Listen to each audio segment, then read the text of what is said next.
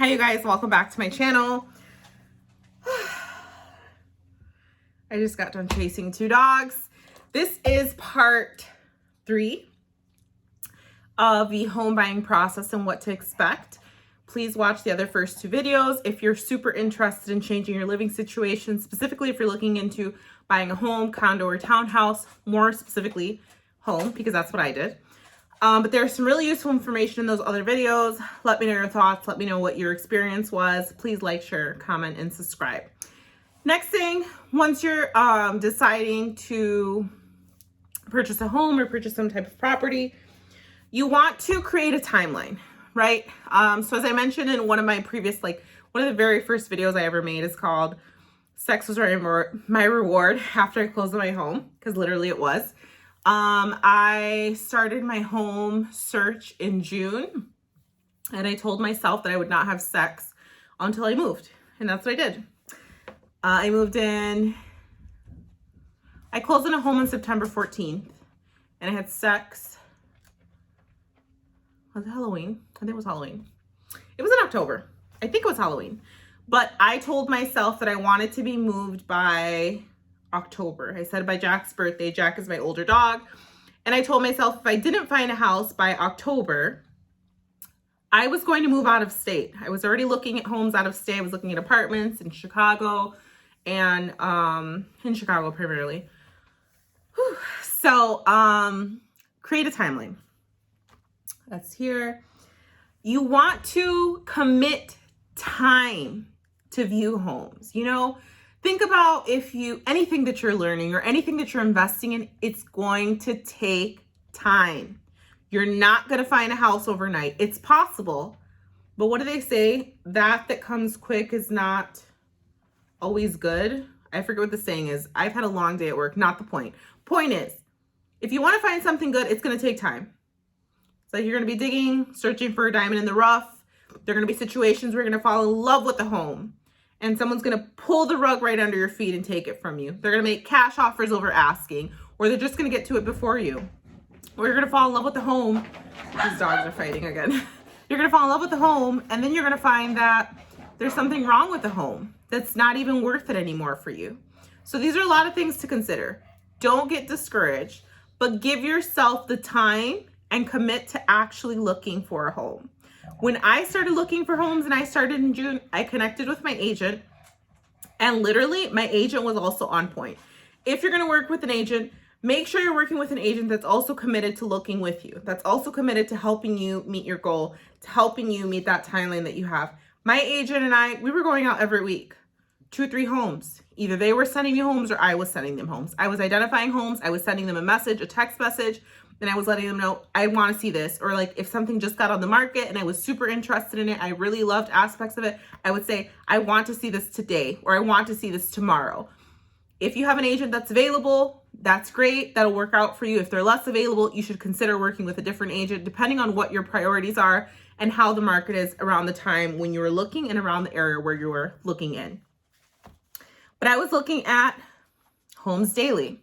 My notes literally here indicate the market may be hot. And when I mean that, what I mean by that is, if the market is hot, that means there's a lot of people looking. There's a lot of people making offers. There's a shortage of homes. There's a shortage of homes that are in the area that you're interested in, at the condition that you want them at. So if there's multiple people looking for the same thing as you, which is like a fucking unicorn, it's going to be difficult, and you got to jump on it. You got to get it while it's hot. Okay.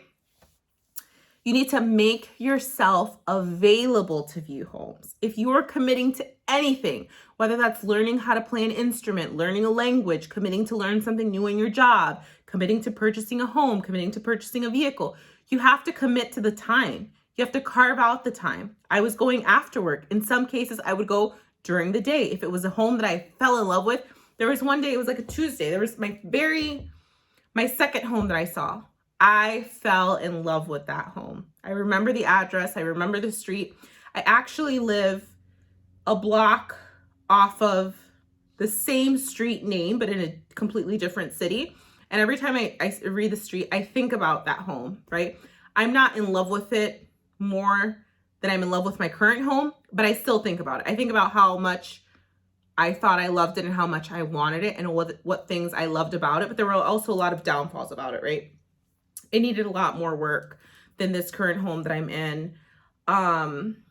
It needed flood insurance because it was in a flood zone, which is a really not cool thing. But I think about all the cool things, like the yard was like 3 times the yard that I currently have. It had a freaking koi pond in the back. There's like a broken, there's not the point. Point is, there are going to be homes that you fall in love with. You need to make time to view homes, okay?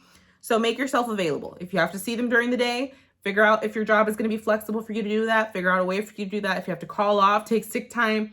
If the market is hot, you're going to have to pivot with the market. You're going to have to pivot with what's available.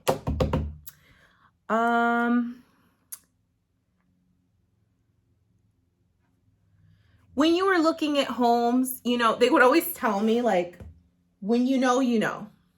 You know that saying, like, even when you find love, like, when you know, you're going to feel it.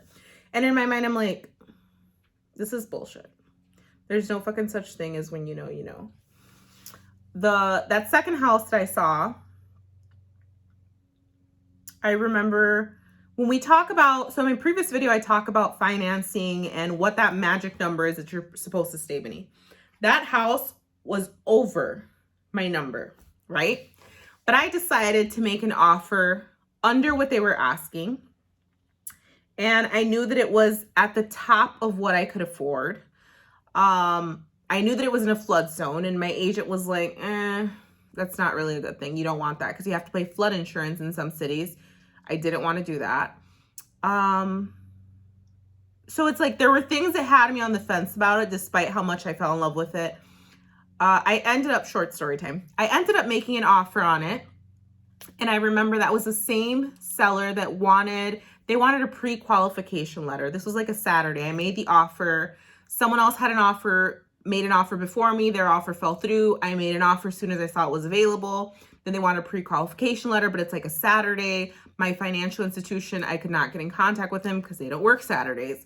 And, you know, on Monday, I'm like, they want a pre-qualification letter. And then my financial institution is like, we don't do those. I can talk to him or her and let them know what your financial situation is like. Let them know that you can afford it. By that time, they gave the home to someone else. I was pretty disappointed, you guys. So at that time, I thought I quote unquote knew, right? But I really didn't. It didn't feel like, oh my God, I need this house. I just felt like I really like this house. There were some cute little charming things about it. It had a skylight. It had this like sunroom that had this beautiful chandelier that looked like, I don't even know. It looked like, it was very modern, that part of the home. The rest of the home needed some work. It had a fireplace. It was a ranch. No basement. That was another thing. I'm in the basement now. I have so much space in my basement. I have a fully finished basement. But I thought I knew, right? Fast forward to the home that I'm in now. I saw this home listed. It had been like I think it had been like 7 hours it was listed. And when I saw the home that I ended up getting, I saw it listed, you know, I went through the photos. I went through photos multiple times. I went through the ownership history. I drove by, and I texted when I saw it, I texted my agent. I said, this is the house. I said, this is the house that I want. That's what I texted him. I said, this is the house that I want. But then like, I was scared, right? Because I'm like, I haven't seen it. How the hell do I know? But then I texted him, I was like, I think, LOL, with like a little smiley face. And we saw it the next day. And we walked it. And I work in housing. So I had an inspector that I had previously worked with. I had him come out with me and take a look at it, because you want to have someone with construction eyes, construction background, take a look at that home, look at it thoroughly. You need to have, and I'll get to that a little bit later in in my next video probably, but you will have to, some states are going to require you to have an inspection. You're going to have an inspection that's going to show you what is wrong with the home, what needs to be repaired. More than likely, something's always going to come up. It's unlikely that you'll find a perfect home.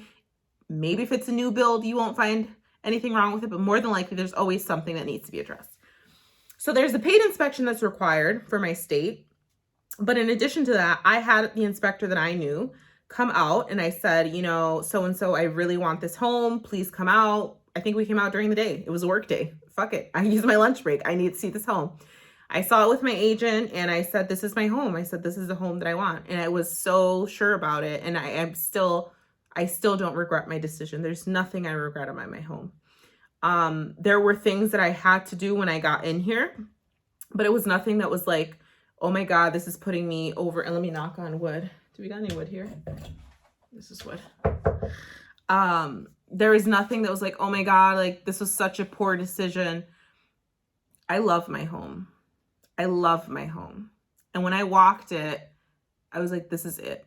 And that, in that moment, he sent a message over to his administrative assistant person to start drafting the paperwork. We figured out what was the magic number, what was going to be included in the negotiation package, and that was sent right over. I think the next day I had the inspection. It was a very fast turnaround. It doesn't always happen that way.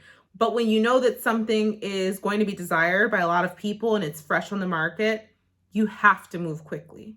But you also have to be sure. I'm not telling you to rush this process. I'm telling you to, when you feel it, that when you know comment is real. You will know. And don't be discouraged if it's not the first, if it's not the second, whatever. I have my magic notebook. I viewed, and I think I talked about this in my sex before, or sex was my reward. I literally have the list. I'm not going to go look for it. I believe I viewed 33 homes before I found this home over the span of 3 months. 33 homes, 3 months. So on average, 11 homes per month, multiple homes per week, clearly. And then I found this one. And, you know, I remember we put the offer in this case, and I think that's in here somewhere. There's so much to home buying. Like it's so much, but it's so cool, but it's so much. I'm like, should I even go into that in this video or just let it be? I don't know if I talk about the negotiation piece of it. I'm not going to go into the deals of negotiation. I feel like that's too complicated, but essentially, if you're working with an agent, hopefully your agent will have your best interest in mind and be able to assist you with negotiation. There are different ways that you can make offers. You can make offers over the price that they're asking. You can make offers under the price that they're asking. You can put in different conditions saying that once you have an inspection, if it doesn't appraise, so an appraisal is something that's going to have to happen. If it doesn't appraise to the amount, you will pay what's considered an appraisal gap. So for example, if this home that I'm in, if someone wanted this home and this home is worth $50,000, but when they go and inspect it, it only comes up as $40,000. If you put an appraisal gap that you'll pay the difference, that means that you have to put $10,000 in cash of the difference. So there's different ways that you can negotiate the price. There's ways where you can ask the seller, hey, I really want this home, but before I buy it, I want you to for example, I want you to put a new roof on it. And sometimes the sellers will do that. Sometimes they won't because they just want to get rid of it. But there's various ways to negotiate. So that's something that you want to make sure that you have in mind and that you consider, especially when you fall in love with something. You want to make sure that the offers that you're making are strong offers, especially if you know that multiple people are interested in the property. There's going to be a lot of competition, and you have to be prepared to advocate for that. Advocate for what you want. You have to be prepared to be able to put your money where your mouth is and show that you have the money, show that you're interested, because they're going to be big sharks, big dogs with big bank coming up and sweeping that property away from you. Okay. These are important things to consider. What else do we have here? When you're looking at homes, especially when you're looking at a home that you're interested in, you want to be super thorough in your review. Like I mentioned, there's an inspection that's going to be required that you're going to have to pay for, that's going to produce an inspection report. But separate from that, you can have whoever you want look at it. You can look at it as many times as you need to look at it, but you want to be thorough. Look under the sinks, turn the water on if the water is turned on, check the switches, check the outlets, look in the closets, look in the attic, look in the chimneys, look at the windows, open and close the windows, open and close the doors.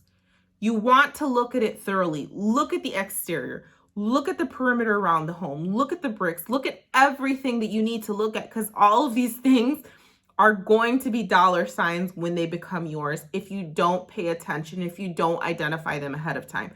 All of the things that the home needs or has are going to be associated with what it's going to cost you in the end, either upfront or in the long run. So you want to be extremely thorough in your reviews. And if your agent gets annoyed, get a different agent, because this is a big deal.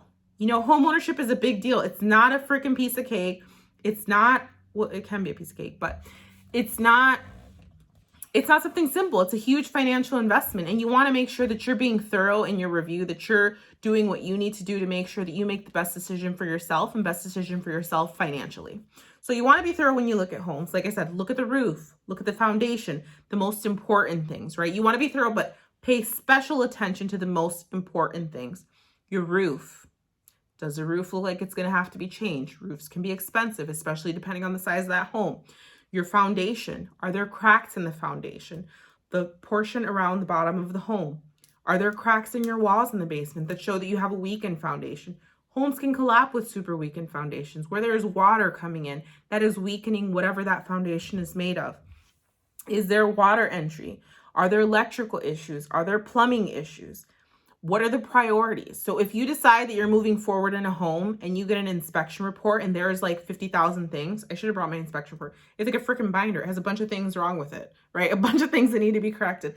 But not all of those things are a priority. Not all of them are a priority. So when I got that list, what I did is I created an Excel sheet, because that is my thing. And I listed the different renovations and repairs that I want to and those that I need to do in the home. I listed them in the order of priority, and I put costs associated with them. I put a column for the date when is my target to address it. I put a column of notes in case it was going to be covered by someone else or who I thought was going to do it, where I was going to purchase it, etc. I still have that sheet. Do I use it right now? No.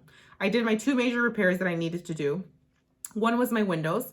There were like 3 or 4 windows that I needed to replace because they weren't staying up. It's like the spring was broken. So like if you put it up, it would just fall down. I had to change those. It was required by the city that I moved into. But I just decided to change all the windows because I'm like, fuck it, these windows are old. The people that used to live here used to smoke cigarettes, and I didn't want to have that anymore. So I just changed all the windows. The other thing, I had a sink where the water was not draining, and that came up in my inspection report. Then it started happening in my shower, okay? So I had a plumber come out, and they said, you know, these pipes are the original pipes when you got the house. Like, you might as well change the pipes, change the plumbing. I had all my plumbing changed, and I changed the water heater because the water heater was making like loud noise, and I didn't want it to go out, especially in the dead of winter. I didn't want to be without warm water. So even when you get in your home and you get that inspection report, you want to prioritize what needs to be done. Don't be overwhelmed. Not everything needs to be done as soon as you move in. Not everything needs to be done in the first year. Take a minute to review it and prioritize what you're going to work on. Jackson? Jack? I just wanted to make sure he was okay. I'm sorry. Because I'm like, I couldn't hear him. I'm like, where is he? Because the other dog is sleeping by my feet. Never mind, Jack. Sorry. So you want to make sure you look at all of those things. Home ownership is extremely rewarding. It is a beautiful thing. There's nothing like it, right? There's nothing like owning a property, owning a piece of land, having something that's yours, that you can modify, that you can change, that you can paint, you can knock down walls, you can build walls, you can change your flooring, change your lighting, you can customize it. It's unique to you. There's nothing like that. There's nothing like waking up in your own space, knowing you're working hard to provide for yourself, working hard to cover your shelter, working hard for the space that you love, being able to host family and people, etc. However, .com, homeownership is expensive. It's expensive. It's expensive on the front end. It continues to be expensive when you think about repairs. It continues to be expensive when you think about bills, mortgage, maintenance, security. It's expensive. Insurance. These things are expensive. So it's just, keep that in mind, right? I'm not trying to discourage anyone, but I'm trying to prepare you. It's expensive. Searching for a home is a gamble. It's a gamble. Like I said, like you're going to find homes that you're going to fall in love with. You're going to find homes that you're going to look at, and on the surface, they're going to look amazing. These pictures are going to look fantastic, and you're going to get to it and it's going to look like fucking shit. Or you're going to see these pictures that make the rooms look like so big and they're pictured at these angles, but then you get there and the rooms are fucking tiny. It's a gamble, but it's fun. I promise you, I had so much fun looking at homes. There were a couple homes that it's like, I knew I couldn't afford, but I just wanted to see them because I was curious. And like with my one agent, I was like, I want to see it. Like, let's just go see it. I went to go see it. And it was fun. Like, obviously don't waste your agent's time looking at a bunch of homes you can't afford. And your agent will probably tell you like, bitch, you can't afford this. But You can still look at houses and give you a sense of what you like, what you don't like, what you're looking for. It can maybe change your mind about a certain city or type of home that you're looking for. There's different type of homes. There's duplexes, single family, bungalow, 2-family flat, ranch. Like there's so many different style homes, colonial. These dogs are right by me. So it's a lot of fun though. I promise you, it was a funnest summer. One of my funnest summers. Like I was going out, looking at homes.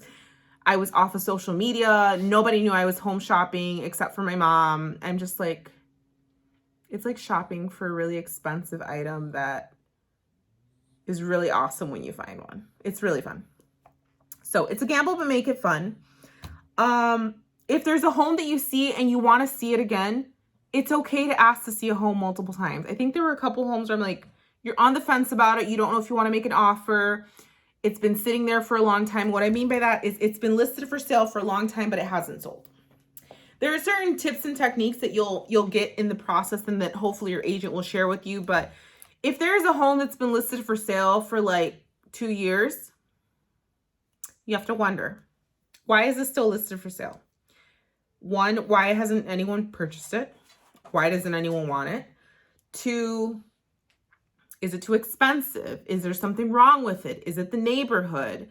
Did it go under sale and it didn't work out for someone? Sometimes it's a financial reason. Whoever tried to get it could not afford it, or something backfired financially. So these are different things you have to look at. It's all going to be available on the listings that you see usually. You'll be able to see that history. You can also ask your agent to do some research for you, get more information.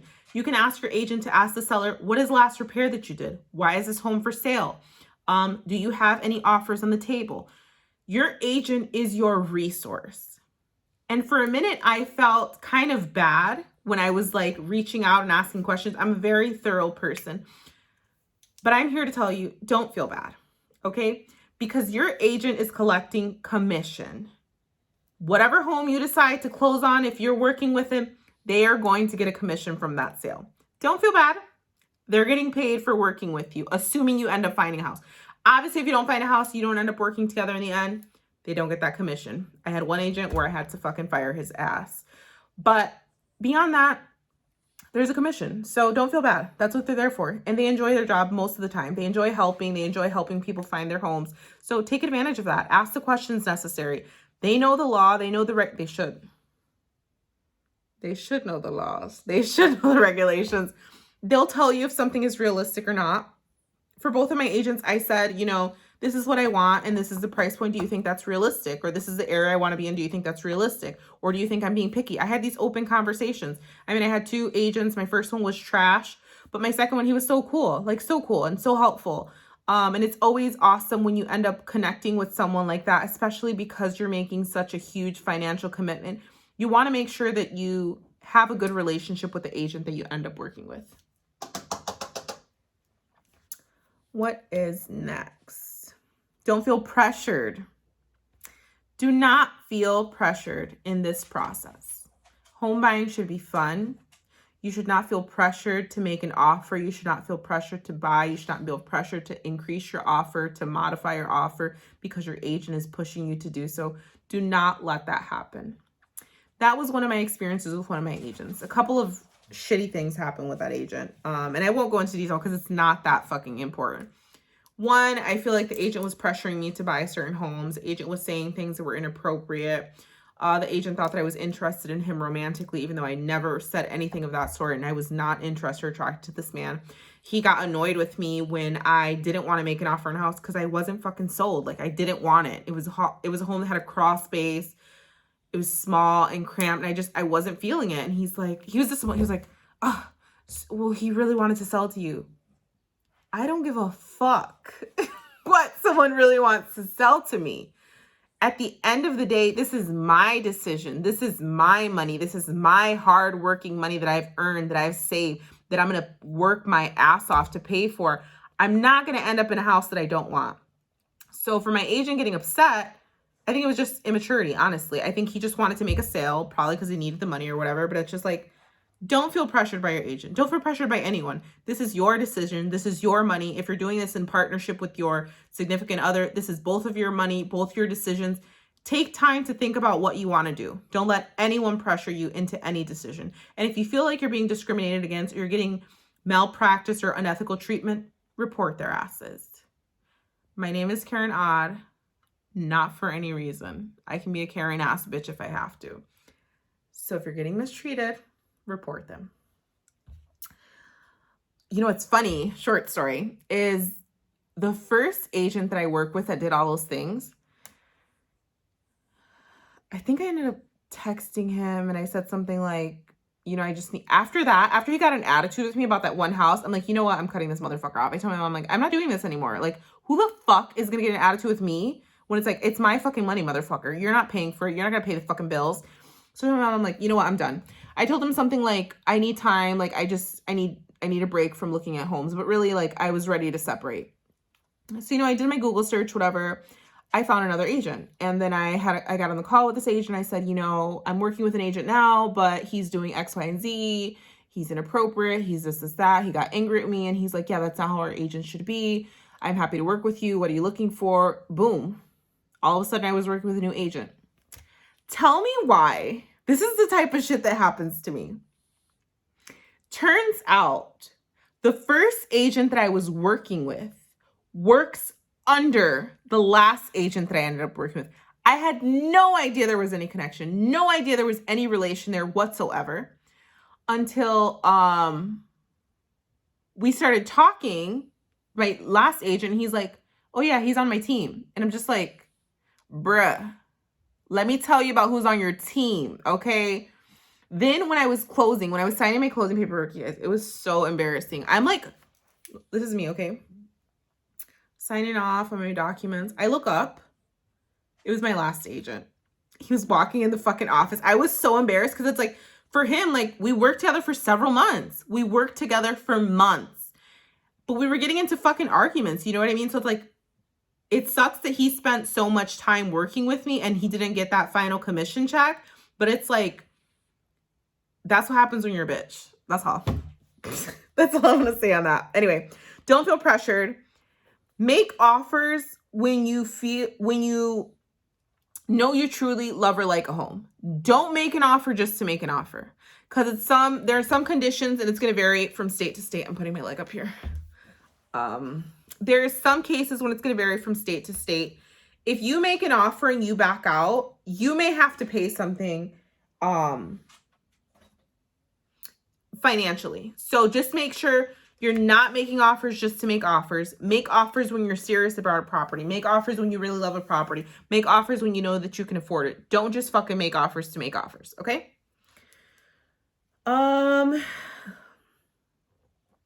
Don't get discouraged. I think I said this already. People are shopping just like you. People are looking for what they're looking for, and what's meant to be your home and what's meant to be your fit, you are going to find it. As long as you take those moments, like I said, to reflect, to review the home, to really consider the cost, consider all of the things, consider safety, location, repairs, consider all of those things, and I promise that you will find your home. Do not get discouraged. Don't expect someone to make the decision for you. This is not a decision for someone else to make for you. This is a decision that you need to make. And if you are someone that struggles to make decisions, I'm letting you know now, I would encourage you to work on that and try to foster your decision making, because this is not a decision to be taken lightly, right? You want to make sure that you feel sure in your answers, that you do your research, that you gather your priorities. Because your agent is not going to tell you yes or no, this is a good home, or, I mean, they may or may not, right? But no one is going to decide for you. You have to be prepared to make that decision for yourself. You're going to fall in love with a lot of places. I remember there was one home, my very first home that I wanted to see. I never got to see it because someone else made an offer. I just saw the pictures, and it was in the same part of the city where my apartment is in, which is like really close to downtown. I really wanted that home. I never got to see it. So you're going to fall in love with a lot of places and it's not going to happen. There was another home I fell in love with and someone snatched it up. But in my case, like, they were making offers in cash, the whole amount. And I'm just like, where do you people have all this money? And can I have some, please? So just don't get heartbroken. There's going to be a lot of homes you're going to fall in love with. That's perfectly fine. It's just the lay of the land. It's just the way it goes. Every state has different real estate laws. Reference the guidelines in your state. I ended up referencing my real estate book in the state that I live in because I needed to make sure what was allowed and what wasn't allowed. And I called out my agent when I felt like he was doing something incorrectly. You should do the same. If you feel that you're being discriminated against for any reason, whether it's race, sex, gender, religion, etc., all of those protective classes, you should file a report because that is illegal as fuck. And they can lose their license for doing that to you. And discrimination is so fucked up.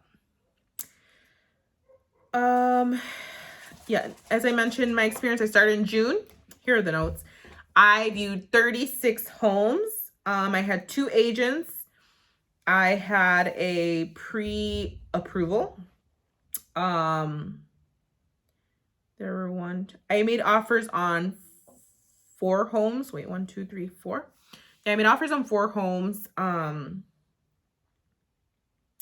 I ended up doing the appraisal gap that I talked about earlier in this video. So at this home, I offered $10,000 more than they were asking. And I said, if it is appraised $10,000 less, I will pay the $10,000 in cash.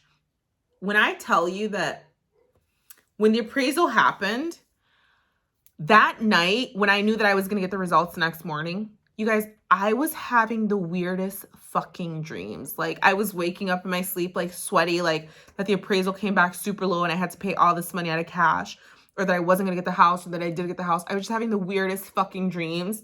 And that was kind of also my indicator that I knew, I'm like, this home is for me. You know what I mean? Like, God is giving me these dreams and messages because he wants me to know that, you know, this is going to happen for me, but it's just, he's building up the momentum in me with, like, the stress and the dreams. I was having the weirdest dreams.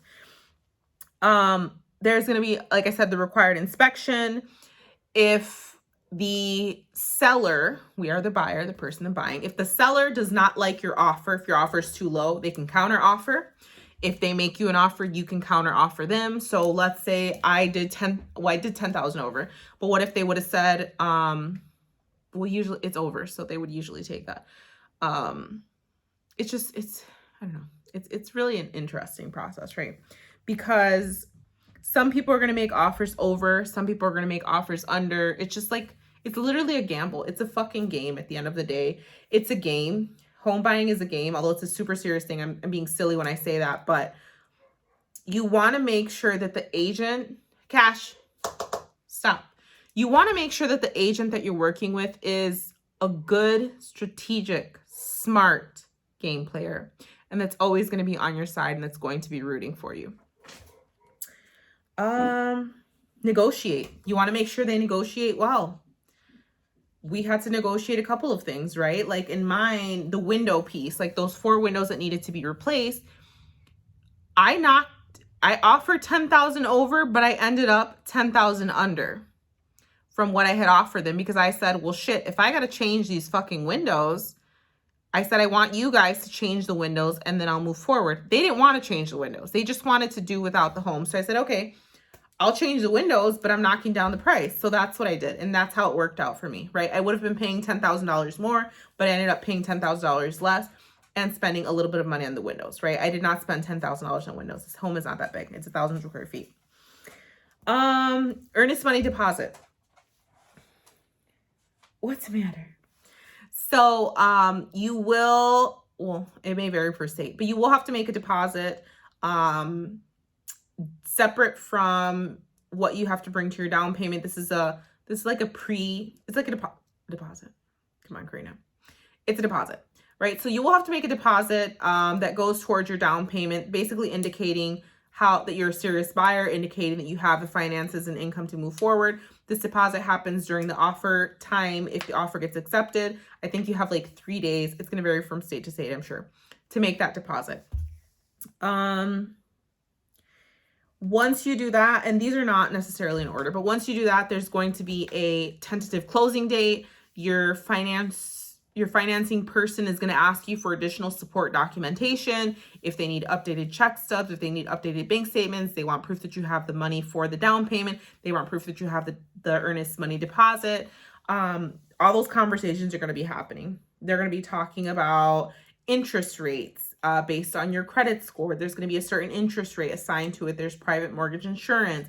There's going to be interest added to the loan amount. So if this home, for example, that you're trying to buy, let's say my home is $50,000 and you only have $15,000, you're putting that aside for your down payment, but then the other 10 is 40 minus 5, 35 you'd be taking out a loan for. There's going to be an interest percentage added on to that loan. That's going to be what you're going to be paying back over the span of usually a 30-year mortgage.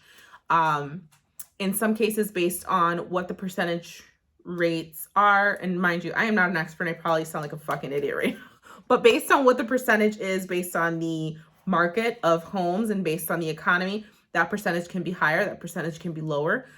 Based on your credit score, you can get a better score, you can get a lower score. If you have a very high percentage, you can pay for what are considered points, where you can reduce that. Those points cost you a couple thousand a bit.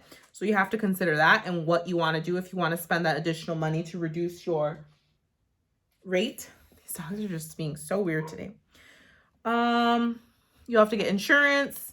These are all things that you will have to consider. So this is where I'm going to stop this video, and I'm going to do one last video of what to do right before you right before you move, right? What do you do after buying your home? How do you prepare to move out of your home? And how do you just move into this next chapter of your life? I'll see you guys on the next video. Let me know your thoughts, comments, questions, concerns, experiences below. Please like, share, subscribe. See you guys in the next video. Thank you.